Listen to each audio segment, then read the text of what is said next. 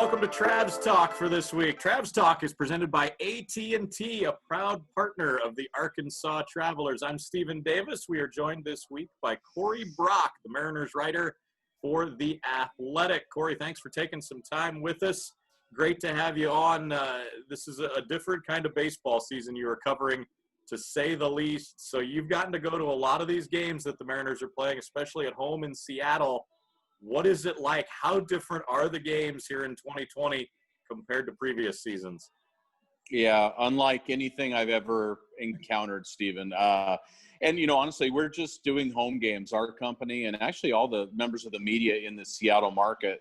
No one's traveling. And I think only across the landscape of baseball, you're seeing only a handful of writers traveling. Basically because, we could cover the games. It's not ideal, but watching them on television, all of our pregame and postgame access with the manager and players is done by Zoom. And as you know, you could do that anywhere, any place. So we've lost some things certainly in all of this. And I'm not trying to, trying to minimize the issues that we're having in the world right now. But yeah, covering baseball is through a different lens these days, but we're making it work. As we're talking, the Mariners are getting ready to play their 30th game of the season. They've had no issues. It's just different. It's a little bit of an adjustment, but we're making it work. Sticking with our first inning topic here, is it different watching a game as a media member when there's no fans out there, or at least live fans? Those cardboard cutouts don't have much motion or noise. No, they don't move very much either, unless they get peppered with a foul ball. They've done a pretty good job of trying to create as much of a regular game atmosphere here. There's walk-up music for the batters. There is crowd noise they've piped in, and they've gotten the timing worked out pretty well on that to kind of go in conjunction with key plays or moments where the crowd noise may rise. So they're doing some fun things here at T-Mobile Park to kind of make it look and sound like a real game. But yeah, it's different because, Stephen, we could hear, unless there's music being played, we could hear a lot of the things that are happening down on the field, including some words that you can never say on the air, and I probably can't ever put in print. So, but that's just kind of the reality of the situation. We'll keep them off Travs Talk as well. This is a family program. Amen. All right, moving on. Second inning. One of the guys you've gotten to watch was a guy we watched for the last year and a half with the Travs, who's just continuing to be a revelation at the big league level. Kyle Lewis. He keeps hitting the ball. He keeps driving the ball. He's playing a great center field. How impressive has Kyle Lewis been in his short time in the big leagues? Oh, it's been really good. And, that small sample size we got last September was really good as well. And sort of understanding that, Kyle was a guy that was going to strike out a lot, wasn't walking that much, but the raw power was real. It was showing up. And then lo and behold, he had a really good summer camp in July. And then once the lights went on and the regular season started, he started hitting, and he hasn't stopped yet. And there's a lot of key markers within what he's done that really stand out for me. His strikeout rate has gone down. His walk rate has gone up. It shows me that this is a young guy figuring things out, certainly has an understanding of his swing and the strike zone and what pitchers are trying to do to him. We've seen power to all fields. We've seen him drive the ball in general the other way, not trying to do too much with it. So I think what we're seeing is the maturation of a very good young hitter here. And for me, it's probably been the highlight of these first 30 games. Do you think Kyle Lewis still has some untapped potential to reach in his body? Yeah, I think so. I mean, I think, he's not a young prospect, but he's certainly not an old one either. His timeline certainly has been skewed by the injuries that, you and I both know a lot about, and so do many of your listeners. But I think, there's just an opportunity now for him to play every day. He's enjoying it. And he's really taking that and running with it. And it seems like, there's going to be times, Stephen, as you know, like he's going to get in a slump. He's going to have to figure some things out. Pitchers at this level, certainly with the introduction of analytics and things like that, they will find a way to attack him differently. and it will be incumbent upon him to try and figure out how to adjust back. So it's kind of a back and forth thing, but the sample size keeps growing and growing, and he just keeps hitting and hitting. He got on base 5 times last night, 3 hits, 2 walks. For me, the defense has been exceptional in center field, somewhere that he hasn't necessarily played a ton and maybe projected to be a corner outfielder in the big leagues, but he can go get it in center field here, which is important at this ballpark. We have a very big outfield. So he's checked off a lot of boxes for me all across the board. Legitimate candidate for Rookie of the Year in 2020 in the American League. Let's move on to the third inning. We had Scott Service at our winter banquet in the offseason, and I jokingly asked him, I said, hey, you're basically going to be managing our team from last year in the big leagues this year. I jokingly said it, but it's kind of turned out to be true. With Aaron Fletcher's debut this past weekend, it's now 20 players off last year's Travs team that have made the majors already. Now, not all with the Mariners, not all making their debuts this year, although it's been most of them making debuts either last year or this year. That's a ton of guys off that team. Are you having fun watching a Travs team that you came down to Little Rock a couple times last year to see play in the big leagues now in different roles? Yeah, it's kind of the same guys, just on a bigger stage, and maybe a smaller ballpark for the hitters, which I'm sure they're enjoying. Yes. Rather than Dickey Stevens being the big national park that it is. But yeah, it's been good, and I think it's a challenge for these guys. But again, this is what 2020 is about for the Seattle Mariners. It's about evaluation. It's about trying to decide through a small sample size of games here if these guys are indeed going to be pieces for the future of this franchise moving forward or not. And honestly, Stephen, the only way to find out is to let them go and let them play games. So we're going to see a lot more of these young guys as we move into the second half of this season. And I think it will give the organization a pretty firm idea where they stand with a lot of these guys as they enter the winter. You led me into my fourth inning question. You were at Dickey Stevens a couple times last year. It is a big ballpark. It's a hard ballpark to hit home runs in. After seeing it in person, because you can look at numbers on paper are one thing, but after seeing it in person, seeing how it plays, seeing a couple games there, as you look at Mariners prospects now, when they come up through the system and you see they played their home games for the Travs, what's your biggest takeaway after having seen Dickey Stevens Park on how you, at least in your mind, will evaluate both hitters and pitchers?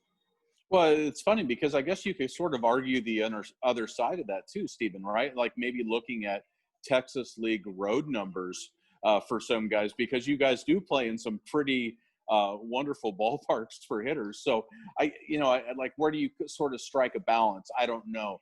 But I see, if I could see somebody has had success with a large amount of at-bats, let's say for a hitter at Dickey Stevens, and I'm not talking about hitting 325. Nobody's doing that there. I think I watched 6 games there last year, Stephen, and I failed to see a right-handed batter pull a ball, really drive a ball to either the left center gap or down the line. It's just an extremely pitcher-friendly environment. But I think, we saw Evan White, Kyle Lewis. I think that's what made Jake Fraley's performance that much more notable last year, is that, and certainly his road splits were good too, but like he hit there, like it didn't bother him. And so I think that's why I was a little surprised that his performance in September wasn't really up to par. But I think we're going to see a little bit of Jake Fraley in the second half here, because I still think there's a very good player there.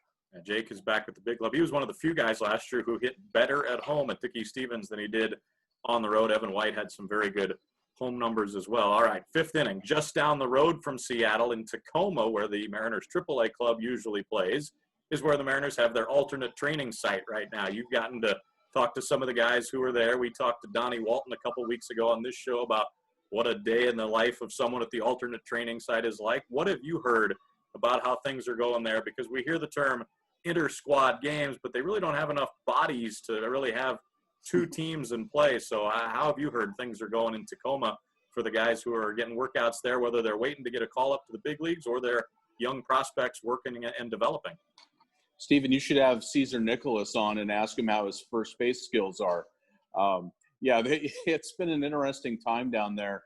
I think by and large it's been a good thing for a lot of the players down there, and I've stopped down there a few times. Honestly, this is with the the ballpark where I grew up watching games. I grew up about 20 minutes from Cheney Stadium. So it's always fun to go back there and relive some memories. But yeah, I think, you have a wide variety of prospects at that level.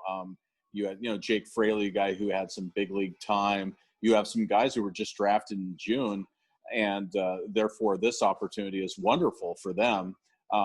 So it's been interesting. Yeah, the games themselves are more like scrimmages, just because you don't have enough pitching, you don't have enough players where you play 7 innings every day. So I think they're making the best of it. I think it's a good opportunity for guys like Jared Kelnick. There was a good line that came up last week that you'll appreciate, Stephen. I think Jared Kelnick made a comment that he's a left-handed batter, for fans who don't know. He had faced left-hander Aaron Fletcher something like 14 times and was 0 for 14 against Fletcher. So there's an opportunity with, you have Logan Gilbert facing Jared Kelnick. That's a wonderful thing. Now, certainly none of this can replicate what a full minor league season and 9-inning games can. But we kind of have to get past that and realize that there's still an opportunity for these young guys to get better. A lot of them are taking advantage of that. We've seen a few guys come up, and I think we'll see a few more come up. Yeah, I think a lot of us are missing full 9-inning games in a regular minor league season, even though we'd be nearing the end of it. Fingers crossed we get a normal one in 2021. That would be good for everybody involved in a baseball organization, I'd think. Yeah, for sure. Yeah, maybe give me an excuse to come back to North Little Rock. Hey, we would welcome you with open arms. All right, 6th inning question. You mentioned a lot of the prospects that are down there in Tacoma working out, guys that had just been drafted this June, to some guys like Gilbert and Kelnick who have been in the system now for a couple years. Outside rankings have turned favorable now on Seattle's farm system, and as a club that's the AA affiliate of the Mariners, we're interested in how strong is that farm system. So, Corey Brock, in your opinion, how strong is the Seattle Mariners farm system right now? How well has Jerry Dipoto and company built that thing up? Well, what was the Baseball America ranking this past week, Stephen? Was it third? Did they have them third overall? And, I don't know enough about these other systems to make a strong guess here, but I would assume they're in the top 5 in Major League Baseball, which is really quite an achievement given where the organization was in terms of its prospects, maybe only 3 years ago. So a lot of these shrewd moves that Jerry Dipoto has made, trades, certainly international players, and then having some very good draft picks who look like guys that look like they're going to pan out. Certainly these college pitchers have looked really good in a small sample size. So, yeah, the system's getting good. And, as I sort of tell people, like, it's important to have a strong farm system and, prospects, because ultimately you hope to graduate maybe a couple guys each year to the big leagues. But it also gives you an opportunity to maybe move 1 or 2 of these players to access the kind of prospects or major league ready talent that you might not have been able to otherwise. And certainly no one wants to hear about trading prospects, but that's sort of the reality of it. They may have to deal some of these guys as they look to augment this roster. Look, if the Mariners are serious about this rebuilding project and being competitive in 2021 and beyond, they're going to have to bring in some people from the outside to augment the roster, to fill in some holes where they can't fill them themselves. So, but again, by having some interesting, intriguing, high ceiling prospects, maybe gives you the potential to do that. All right, let's move on. 7th inning. We're going to get serious now. You ready for these questions, Corey? I thought we were being serious. Oh, okay. Here we go. All right. You mentioned you grew up in the Pacific Northwest. Yeah. Tell me something nice or something good about the Kingdome. Oh, man. I view the Kingdome a little differently than a lot of people. It was a place where I first saw my first Major League Baseball game. I realized it looked like a big parking garage, but it was truly like, you remember that. You remember just how special it was going there. I was lucky as a younger reporter, I got to cover the 95 series against the Yankees there in the ALDS. And, I think my ears are still ringing, Stephen. It was when that place got loud, it got rocking. And it was just, one of those general, multi-use facility buildings where you could pretty much do anything inside the Kingdome. And certainly baseball wasn't a great fit, but for me, it'll always hold a special place because that's where I saw my first major league game, and that's where the roots of this franchise are. Fair to say that folks in that part of the country have much better feelings about the Kingdome maybe than folks from outside the Pacific Northwest? Yeah, I think so. Although, there is an amount of disdain for the Kingdome. And certainly in the later years, it was showing its age.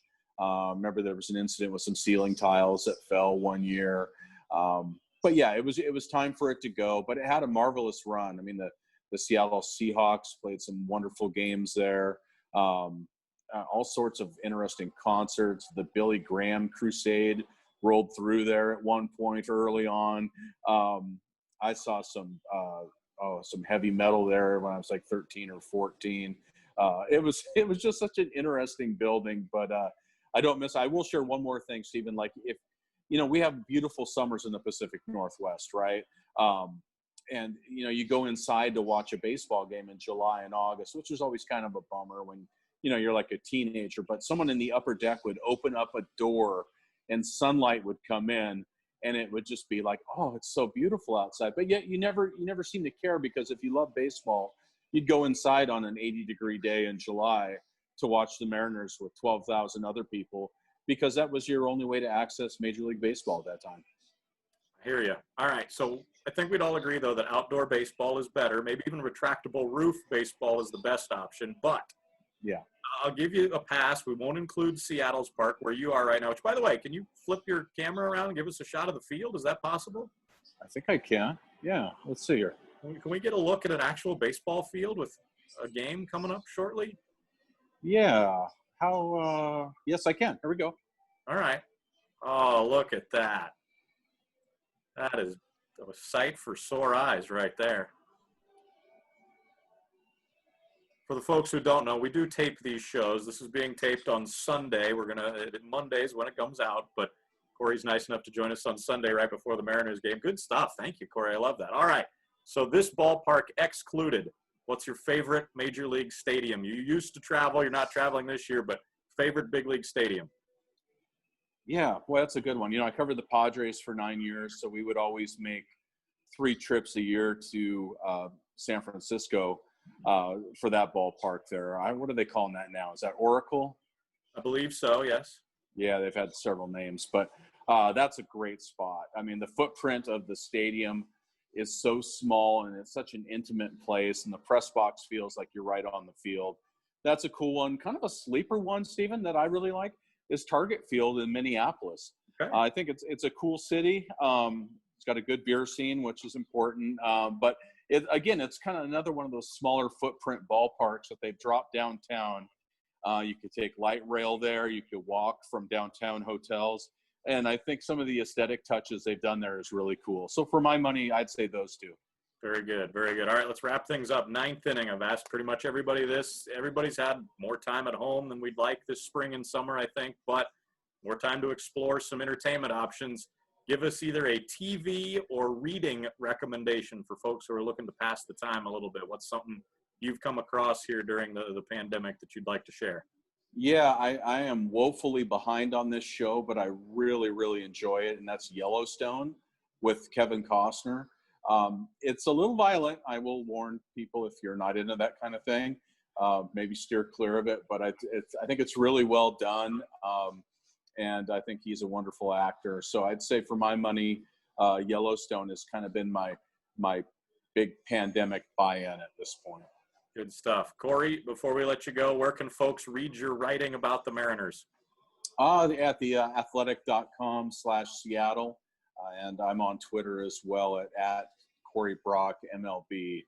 I'm pretty sure that's it. But it's always a pleasure getting a chance to catch up. I know we exchange emails. I hope you and your family are doing well, Stephen. We are doing well, Corey. You take care of your crew as well, and hopefully we've got a regular baseball season next year, and you can make an excuse to make a trip back to Little Rock and check the guys out. I'd love that. Thank you. That's Corey Brock, Mariners writer for The Athletic, our guest on Travs Talk, presented by AT&T, a proud partner of the Arkansas Travelers. We're back with another Travs Talk next week.